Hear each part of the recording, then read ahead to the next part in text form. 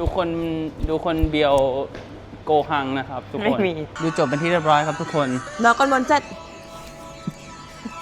ไงสนุกไหมสนุกมันเป็นเรื่องยังไงเป็นเรื่องเกี่ยวกับความรักของคนกับสัตว์ของหมาจรไม่ใช่ดราก้อนบอลใช่ปะไม่ใช่แล้วหมาตายไหมเรื่องนี้หมาไม่ตายให้เห็นหมาตายแน่แต่ยังไม่ตายตอนนี้ไม่มีวันตายถ้าประเทศไทยยังไม่ตกไหนบอกให้คนมาดูโกหังกันเยอะๆเลยดราก้อนบอลเสร็จ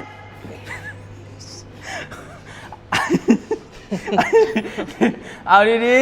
ๆไม่เอาพูดเองเป็นหนังที่ดีมากครับใครที่แบบว่ามีสัตว์เลี้ยงเป็นของตัวเองแล้วก็เลี้ยงถ้าเลี้ยงน้องหมาด้วยนะไม่มีก็ดูได้เพราะเราก็ไม่มีแต่ใครที่มีสัตว์เลี้ยง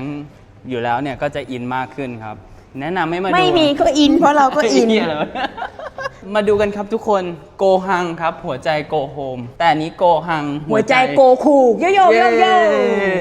จบครับ